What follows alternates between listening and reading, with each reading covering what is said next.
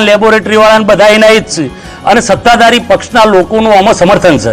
એટલે તમે નકલી દૂધ પકડવું હોય તો નકલી દૂધ પકડવા માટે તમે અહીંયા તપાસ દૂધ આવ્યું આવીને અહીંયા લેબોરેટરીમાં આવ્યું તો લેબોરેટરી કરવાવાળા એ ના તપાસ કરીને આગળ મોકલવાળા એ ના એટલે એ લોકો એમ કહે છે ભાઈ દૂધ આવ્યું નથી. પણ જે બાયડની દૂધ મંડળીની અંદર જે પકડાયું બાયડ તાલુકાની જે દૂધ મંડળીનો જે કેસ હતો એમાં એમનું કહેવું આજે એવું થયું છે કે ભાઈ ઘેટો બકરોવાળાઓ 2-4 મહિનાથી દૂધ આપતા હતા, પણ અમારા અરવલ્લી જિલ્લા કોંગ્રેસ પ્રમુખશ્રીએ બહુ સ્પષ્ટ કીધું કે ભાઈ ડિસેમ્બરથી આ દૂધ આવતું હતું અને અત્યારે દૂધમાં કેટલો તફાવત થયો અને કેટલા લાખ લીટર દૂધ ઓછું થયું છે. કારણ કે સત્તાવાળાઓ જ્યારે સમજી ગયા કે આ દૂધનો મુદ્દો બહુ મોટા પાયે ચગ્યો છે એટલે અત્યારે હાલ એ નકલી દૂધ અથવા તો જે ગેરકાયદેસર દૂધ જે આઉટ ઓફ સ્ટેટમાંથી પણ પહેલાં ભૂતકાળમાં પણ આઉટ ઓફ સ્ટેટમાંથી ટેન્કરો દૂધની આવી હતી અને એ પણ બંધ રાખવામાં આવી હતી. એટલે આમાં સત્તાવાળાઓ જ સામેલ છે. એટલે સત્તાવાળાઓ સામેલ હોય અને સરકાર સત્તામાં હોય એટલે સત્તાધારી પક્ષના લોકો પાસે પાવર હોય, સત્તા હોય, તંત્ર હોય, મેન્ડેટથી આ બધા ચૂંટાયેલા માણસો હોય. ભારતીય જનતા પાર્ટીના મેન્ડેટથી તમામ આખું બોર્ડ ચૂંટાયેલું છે. હવે એક ડિરેક્ટર પર તો હુમલો કર્યો આ લોકોએ. એટલે લોકશાહી પ્રક્રિયા અને લોકશાહી ડબેથી આંદોલન કરવું અને લોકશાહી પદ્ધતિથી વાત કરવી એના પર પણ હુંચકારો હુમલો થાય.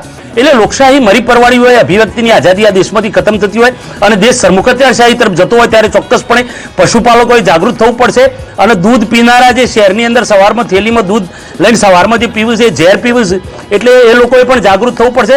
પ્રજાને ધર્મના નશામાં એટલી બધી ગળાડૂબ કરવામાં આવી છે કે પોતે પોતાને થતા અન્યાય સામે પણ અવાજ ઉઠાવી શકતી નથી.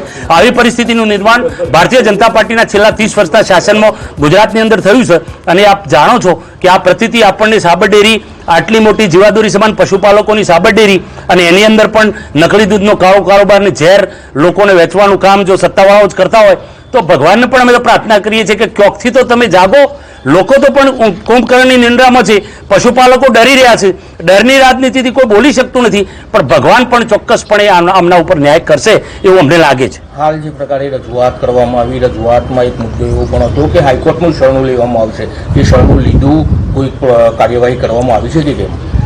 આંદોલનની પ્રક્રિયામાં જે તબક્કાઓ હોય એ તબક્કાવાર લોકશાહી પદ્ધતિથી જે રજૂઆતો કરવાની હોય અત્યારે અમે આ કાર્યક્રમ પતાવીને સીધા માનનીય કલેક્ટરશ્રીને આવેદનપત્ર આપીશું.